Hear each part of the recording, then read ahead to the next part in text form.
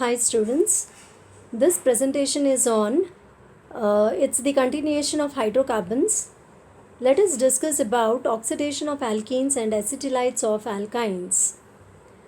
So in the previous presentation we had discussed about the Markovnikov's rule as well as the anti-Markovnikov's rule or the peroxide effect or Karash's peroxide effect of addition of hydrogen halides onto alkenes. So further moving on to the properties of alkenes, we'll discuss about oxidation of alkenes.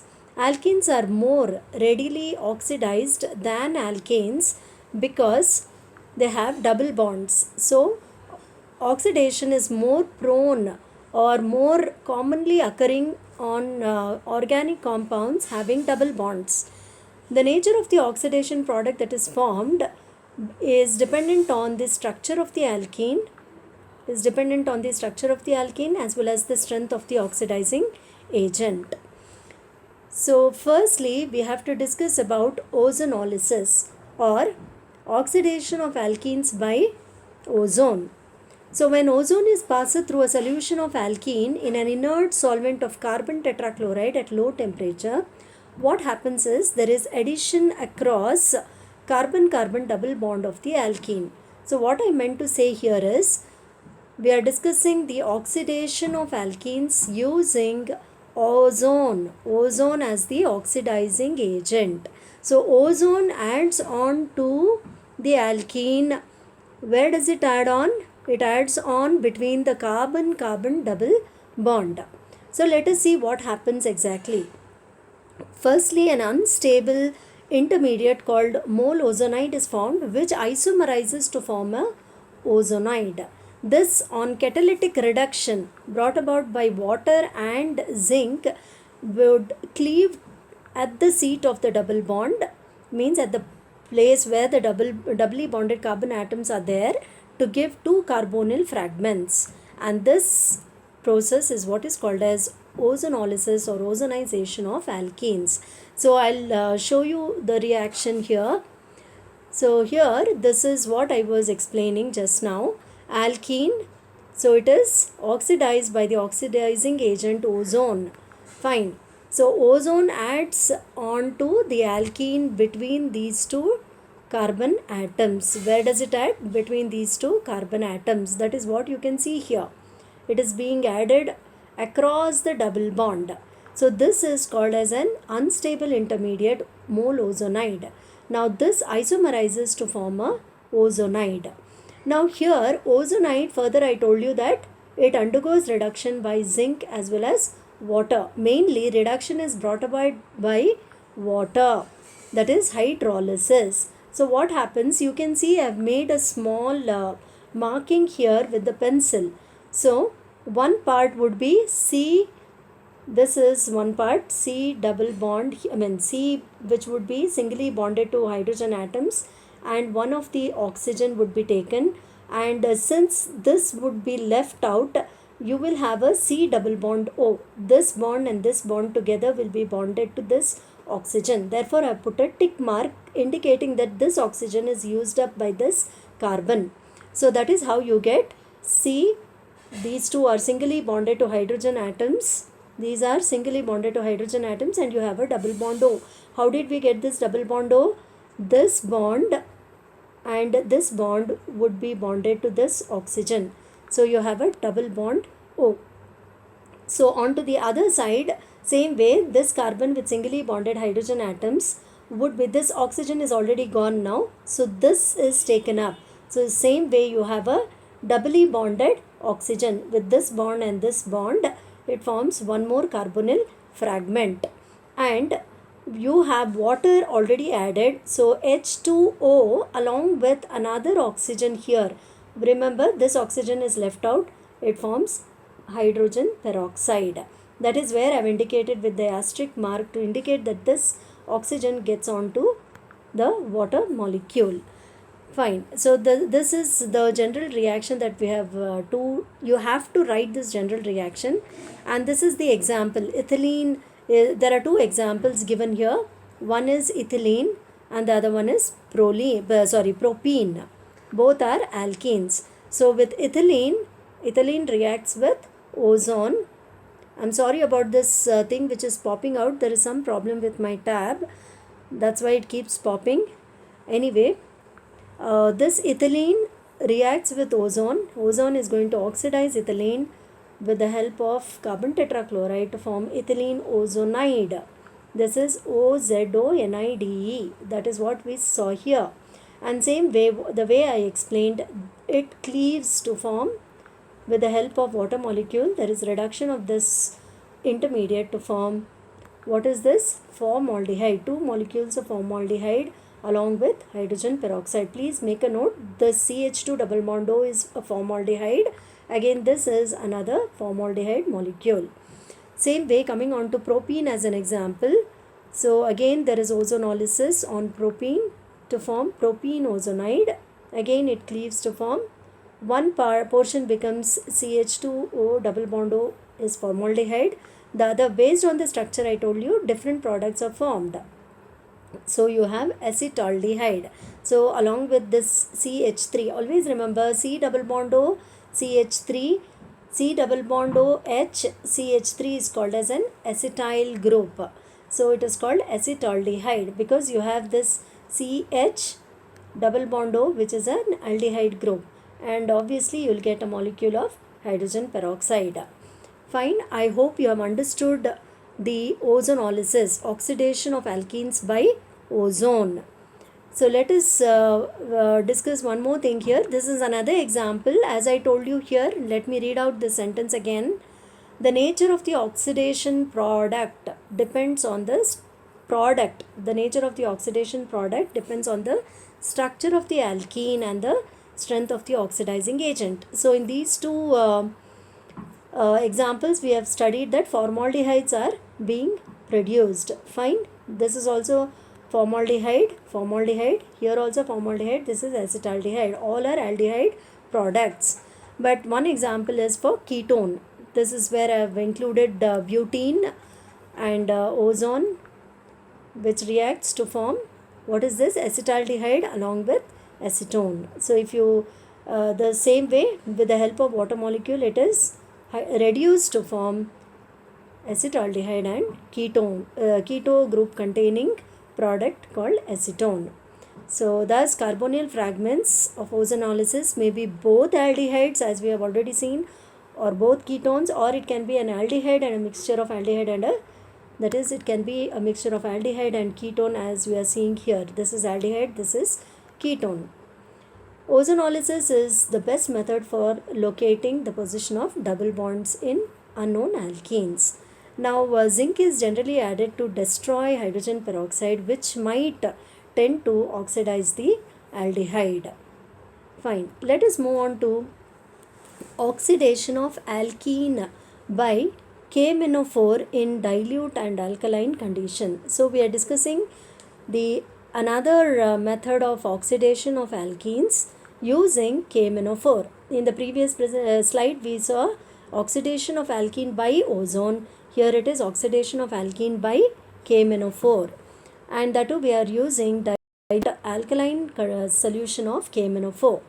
So hydroxylation is one type of oxidation that happens here in this reaction. So here alkenes on treatment with cold and dilute alkaline solution of potassium permanganate, that is potassium permanganate will be made alkaline by adding sodium carbonate. It is not mentioned here, but generally alkaline in the sense we need to add sodium carbonate. You can make a note of it. You can write it here by the potassium permanganate solution is mixed with sodium carbonate to form an alkaline potassium permanganate. And in this, what happens is there is addition of two hydroxyl groups across the double bond of the alkene to form 1,2-hydroxy compounds known as glycols. Glycols are also called as 1,2-hydroxy alkanes. Remember, so what does this oxidation tell us? Oxidation happens in the form of hydroxylation on alkenes in presence of alkaline dilute solution of KMnO4. So two hydroxyl groups are incorporated on the alkene between the doubly bonded carbon atoms to form glycols, which are also called as 1,2-dihydroxyalkanes. So the example is here. You have to make a note of this. Whatever I've been, I've prepared it very meticulously and in detail so that this itself acts as a study material. You need not have to prepare notes. Whatever sentences and reactions have been mentioned is enough from the exam point of view. Fine. And here this is the general reaction that I was talking about. So you have alkene, and along with water and KMnO4 it forms glycols. So here you can see alkene plus KMnO4. So KMnO4 adds on between the doubly bonded carbon atom. Here can you see the same place is shown here. It is the binding point for KMnO4. So KMnO4 would split up into manganese ion as well as the potassium ion here, and the manganese part of it will be bound to the alkene structure, which further undergoes hydrolysis. That is what was shown here, hydrolysis to form glycol. Can you see here RCHOH with the help of water molecule? This bond when it breaks forms OH. Fine. And here also you have bond that is broken to form CHR or RCHOH. That is what is glycol. Along with the Mn double bond O minus manganese ion. Fine. So that is what here MnO2 will be. The same MnO2 is obtained. This MnO2 will be obtained after, this is what I am telling you, Mn double bond O minus. Fine. So again the same thing is shown in this form. Same thing. Fine. So this test is also called as the Bayer's test, and it is an important test which you would be doing in your third semester practical labs. So in this test, the pinkish violet color of KMnO4 would become black or dark brown color because of the formation of black solid manganese dioxide. This is what is manganese dioxide. Fine. So this, the KMnO4 would get converted into MnO2 after the oxidation is carried out, and that's how you will just have the black solid manganese dioxide. So the pinkish violet color of KMnO4 would decolorize to black or dark brown color, indicating the presence of unsaturation in the given compound, confirming that it is an alkene. So this reaction of oxidation of alkene by KMnO4 is what is called as the Bayer's test, and it is important to find out whether a compound has double bonds in it or not. So this is an example of ethylene. So you get ethylene glycol or 1,2-dihydroxyethane. See, the double bond is gone now, so it is called ethane, A-N-E. Remember, in the beginning it is E-N-E. Alkynes. Now coming on to the reaction of alkynes. In your syllabus, you have formation of acetylides. Now what are these acetylides? Hydrogen atom in acetylene and its derivative are replaced easily by certain metals to form products or metallic derivatives which are called as acetylides or alkenides. So it is a substitution reaction. Just hydrogen atoms are replaced by metals. Therefore it is called substitution. Alkynes on treatment with heated sodium, for example, in liquid ammonia yields acetylide. So this is the reaction. Can you see the reaction here? This is acetylene. Acetylene means we are talking about triple bond alkynes. So when they react with sodium, it forms sodium metallic salt or compound called sodium acetylide. Fine. So both the hydrogens here, please make a note here again. When I was preparing, this hydrogen is missing here. You will have to write C bond hydrogen. C bond, another H, the same way as we have written here. C bond H, same way C bond H. Just after a bond and H. So that is where hydrogens will be replaced by sodium. Can you see? Hydrogen here, which is not shown here, please write it, is replaced by sodium. So sodium acetylides, fine, and hydrogens are removed. That is what the hydrogens removed are shown here as H2. So if instead of hydrogen there is an R group, then same way you get, it is called sodium alkinide. So when we are talking about just acetylene, in general, if it is an alkyne, you have to write it as sodium alkinide. If it is exactly a given compound as acetylene with hydrogens on either side, then it is acetylide. See the name of the metallic salt. So it is acetylide, here it is alkinide. Why is this difference? Because you may have R group can be a number of carbon atoms. Fine, here it is just hydrogen, therefore it is acetylide. It's the structure of acetylene, therefore it is acetylide. If you have an R group, it can be any example, therefore in general we call it as sodium alkinide. Heavy metal alkenides like acetylene and 1-alkynes also react with cuprous chloride and silver nitrate. So these are again, here we showed it with sodium in liquid ammonia. So these are again two more examples wherein cuprous chloride and silver nitrate are added to acetylene or alkynes in general, 1-alkynes in general. 1-alkyne in the sense, why we have written it as 1-alkyne means this reaction of addition of metals happen only to single hydrogens. Fine, it is only with respect to the first carbon, not the other carbon atoms. We'll be discussing about it in the next slide. So here copper is the metal in the form of a cuprous chloride salt. So you have addition, if it is acetylene, then you have both the hydrogens replaced to form copper acetylide, which is red in color. Fine, here again if it is silver nitrate is added, it forms silver acetylide, which is white in color. These are again two examples apart from this example. Now importance of acetylides. These heavy metal acetylides or alkenides have properties which are different from alkali metal alkenides. They are different from alkali metals. Fine. So this is addition. These are metal acetylides on alkenes, remember, not on alkali metals. So these are stable to water but are decomposed by dilute acids to regenerate the parent alkynes. So they are quite stable in water, but when you add acids to acetylides or the product that we have just seen here, when you add acids to these, then what happens? They regenerate the parent alkyne. So you will get back the structure of the previous, that is you will get back acetylene or you will get back the alkyne that you would have used. These are extremely sensitive to shock and explode violently in dry state.